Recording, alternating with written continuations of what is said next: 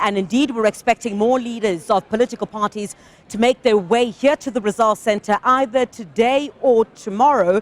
But certainly, I think in terms of the results that we're seeing trickling in now, there might need to be a conversation by some political parties in terms of what their strategies are going forward. John Steenhuisen saying that their aim was to break the majority of the ANC. The DA certainly seems chuffed at the results at this particular time. Let's bring in Professor Susan Booysen. Let's talk a bit about that, Prof. I think let's just touch very briefly on what we heard from John Steenhuisen. The DA, of course, looking to break the ANC's majority. That's what it's been saying all along. Quite chuffed with the results that they're seeing at this time.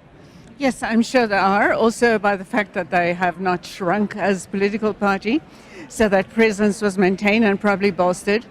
And yes, they had a role in breaking the ANC's majority, but certainly it has been a broad alliance, impromptu alliance, de facto alliance of other parties, including the MK party, that really brought on this breakage of the ANC's outright majority.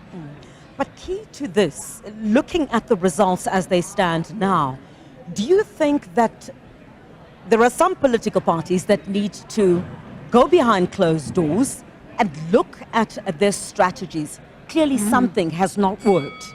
Yes, there certainly is a huge need for urgent action to start thinking about how to get together a government, a majority government.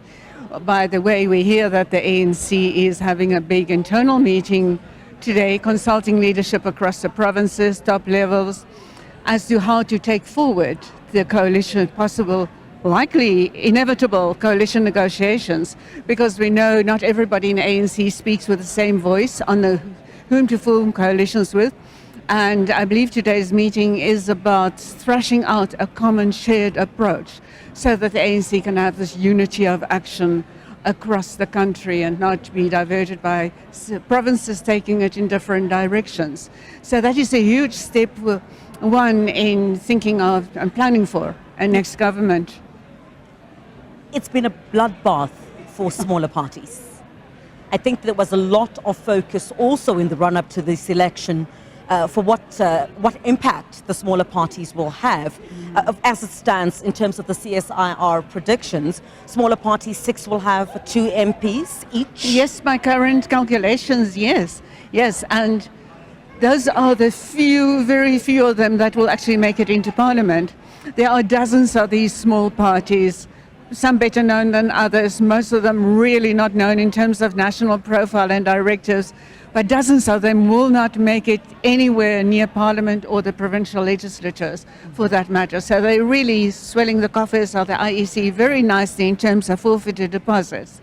But there will be a few of them, and the few of them can probably also be parties that will have ambitions or develop ambitions very soon as to who may be included in a government, a coalition government, a type of government of unity, and in future, because I also believe that the ANC, one of the options it is considering at this stage in terms of coalitions, is not to prepare off with specific parties or not to approach, for example, the DA directly, but open the doors and say, come and say, let's try something together, let's form a type of unity government who is prepared to come on board and try to get more buying in by a range of political parties into a future government. Does the MK's performance, for example, in places like Mpumalanga, a lot of the projections and the speak that was had in the run-up to the vote was that the MK would do well in KwaZulu-Natal, but there have been surprise areas as well, including in Mpumalanga. The issue of identity politics is a conversation that we have been having, but some have said former President Jacob Zuma is a chess player.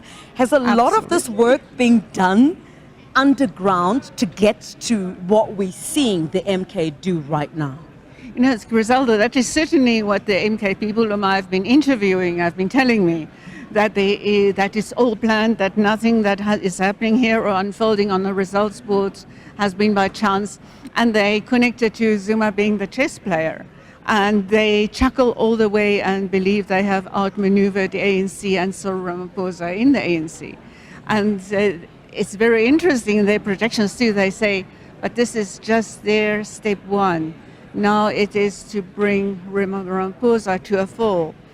They haven't got any clear idea who will be in the place of Ramaphosa if he should fall, but they talk about their strategy in terms of next looking at the councils, local government in South Africa, two specific locals, that metropolitan ones that have been mentioned to me in this research, has been Ekurhuleni and eThekwini.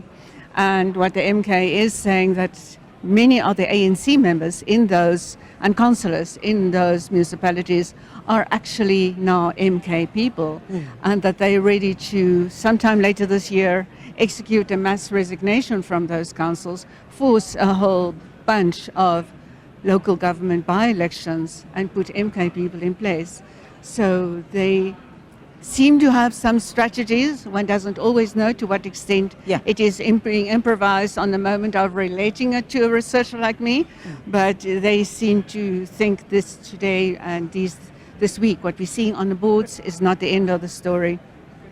I remember yesterday my colleague Sakina Kamwendo asking Dudu Zuma whether talking to the ANC would even be an option. And she spoke about progressive black organizations that they would be talking to, and they don't consider the ANC to be that. Would we even see the ANC stretch out and perhaps even have word with Mr. Jacob Zuma on, I guess we're still waiting for the final result, but certainly towards what we're seeing at the moment, the MK has been a huge role player in this election.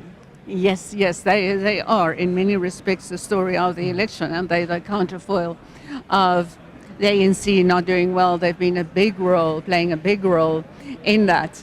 So, but the ANC reaching out to the MK reaching out to the ANC, I do not see that happening. Yeah. That is a strategy, a little war, a big little war that is unfolding, and they are not talking to each other. I don't foresee that anytime soon. All right, Prof Susan Booysen, we're still with you throughout the day. Thank you very much indeed for joining us for this segment. As we look at the election results as they stand at the moment, the DA leader John Steenhuisen was here just a moment ago. Of course, the DA quite chuffed with the results thus far.